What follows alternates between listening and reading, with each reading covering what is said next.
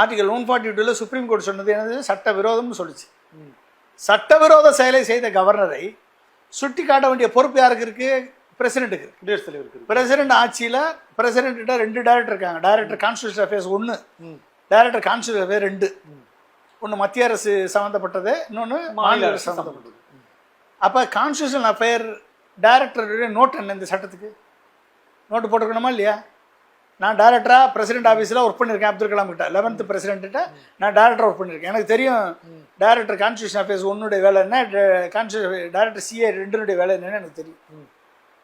அப்போ ஒரு மாநில அரசுலேருந்து ஒரு சட்டம் வருதுன்னா ஃபஸ்ட்டு வந்து எங்கே வருது? பிரசிடென்ட் வந்து டைரக்டர் CA தான் ரெஃபர் பண்ணுவார். டைரக்டர் CA நோட்டு போடணும்.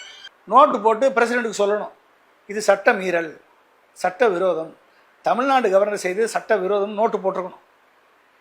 நோட்டு போட்டிருந்து அதையும் மீறி பிரசிடென்ட் மௌனமாக இருந்தால் பிரசிடென்ட்டும் சட்டத்தை மீறியவர் ஆவார். பிரசிடென்ட்டும் சட்டத்தை மீறி அரசியல் சாசன சட்டத்தை மதிக்காமல் செயல்பட்டவராக குற்றச்சாட்டப்படுவார். இல்லை என்றால் சுப்ரீம் கோர்ட் வந்து ஜனாதிபதி சட்டத்தை மீறி இருக்கிறார் என்று இப்போ சொல்ல வேண்டிய சூழலுக்கு பிரசிடென்ட்டை தள்ளிவிட்டார்கள் உள்துறை. புரிஞ்சுக்கிட்டீங்களா? ஒருவேளை டைரக்டர் CA ஒன்றுமே சொல்லாமல் நோட்டே போடாமல் வச்சுருந்தாருன்னா பிரசிடென்ட் ஜனாதிபதி டைரக்டர் CAவை டிஸ்மிஸ் பண்ணணும். ஆனால் இதெல்லாம் நடந்த பிறகு தான் உள்துறை அமைச்சகம் பிரசிடென்ட் மூலமாக இந்த கேள்வியை ஆர்டிகல் 143 செக்ஷன் 1 படி சுப்ரீம் கோர்ட்டிட்ட கைடன்ஸ் கேட்டிருக்கு, ஆலோசனை கேட்டிருக்கு. புரிஞ்சுக்கிட்டீங்களா?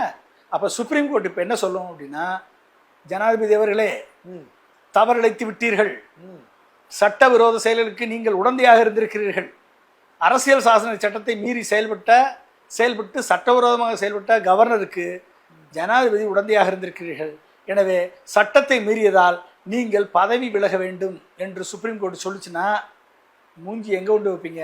பிரசிடென்ட் அவர்களே, உங்களுக்குன்னு அட்டார்னி ஜெனரல் இருக்காங்க, உங்களுக்குன்னு செக்ரட்டரி இருக்காரு, உங்களுக்குன்னு டைரக்டர் இருக்காரு, இத்தனை ரஜகத துராதிபதியில் வச்சுக்கிட்டு உள்துறை அமைச்சகம் ஒன்று சொல்லிச்சுன்னா, உங்களை மாட்டி விட்டுச்சுன்னா எந்த மூஞ்சியில் போய் கைடன்ஸ் கேட்டீங்க? நீங்கள் பிரசிடென்ட்கிட்ட, இது சுப்ரீம் கோர்ட்டுகிட்ட கைடன்ஸ் கேட்டீங்க? உண்மையான அப்போ இன்றைக்கு தமிழக முதல்வர் அவர்கள் வந்து அனைத்து மாநில முதல்வர்களும் பிஜேபி அல்லாத மாநில முதல்வர் அவர் சொல்றாரு, பிஜேபி அல்லாதன்னு சொல்றாரு.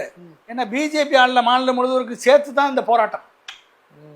நாளைக்கு காங்கிரஸ் வந்து இதே பண்ணுச்சுன்னா என்ன பண்ணுவீங்க? மாநில சுயாட்சின்னா எந்த கட்சி மேல ஆட்சிக்கு வந்தாலும் உங்களுக்கு அதான பிரச்சனை. டெல்லி ஆதிக்கத்தில் எதுவாக இருந்தாலும் அனைத்து மாநில முதல்வர்களும் தங்களது எம்பிக்கள் மூலமாக இம்பீச்மெண்ட் ப்ரொசஸ் வந்து பண்ணணும். அது ஜெயிக்கிறதோ ரெண்டாவது விஷயம். ஆனால் ஜனாதிபதி செய்த தவறை பார்லிமெண்ட்டில் ராகுல் காந்தி, காங்கிரஸ், திமுக, இந்தியா கூட்டணி கட்சிகள் அத்தனை பேரும் இம்பீச்மெண்ட் கொண்டு வந்து இதை டிஸ்கஸ் பண்ணணும். அது என்ன சார்? அது என்ன பொருள்? இம்பீச்மெண்ட்னா வந்து அவர்களை வந்து குற்றவாளியாகி அவர்களை பதவி விலக செய்வது. நம்பிக்கையில்லா தீர்மானம் கிடையாது. இம்பீச்மெண்ட்னா வந்து அதுக்கு மேலே இம்பீச்மெண்ட் கொண்டாந்து இம்பீச்மெண்ட் வந்துருச்சுன்னா அவங்க பதவி விலகி ஆகணும்.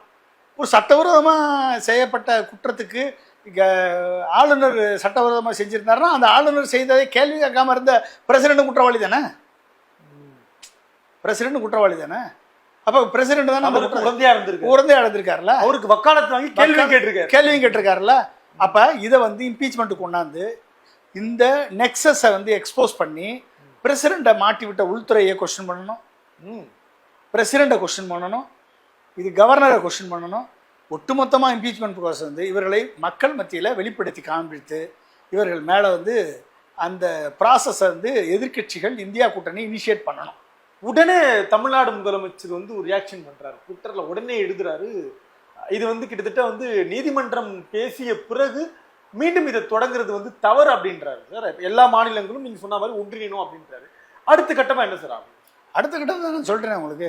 அடுத்த கட்டம் வந்து அனைத்து மாநில முதல்வர்கள் ஒன்றிணைந்து இந்தியா கூட்டணியெல்லாம் சேர்ந்து ஒட்டுமொத்தமாக வந்து பிரசிடென்ட் மேலே இம்பீச்மெண்ட் கொண்டாந்து இவர்கள் பண்ணதை எக்ஸ்போஸ் பண்ணால் தான் சுப்ரீம் கோர்ட் வந்து ஒழுங்காக பதில் சொல்லும், இந்த கேள்வியை கேட்கும்.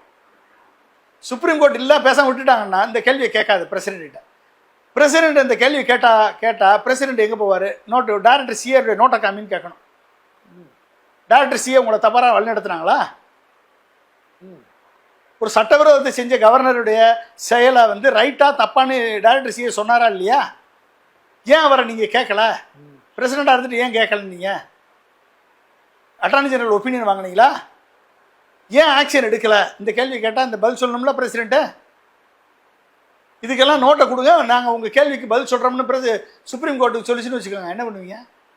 சுப்ரீம் கோர்ட்டை கேட்டிருக்காங்க பிரசிடெண்ட்டு, இந்த கேள்விக்கு பதில் சொல்லுங்கம்மா, நாங்கள் உங்களுக்கு பதில் சொல்கிறோம் அப்படின்னு சொல்லி நோட்டு கேட்டாங்கன்னு வச்சுக்கோங்க, ஓடி ஒளியணும் பிரசிடெண்ட்டு. புரிஞ்சுக்கிட்டீங்களா? அப்போ இது நடக்குதா இல்லையா நம்மளுக்கு தெரியாது.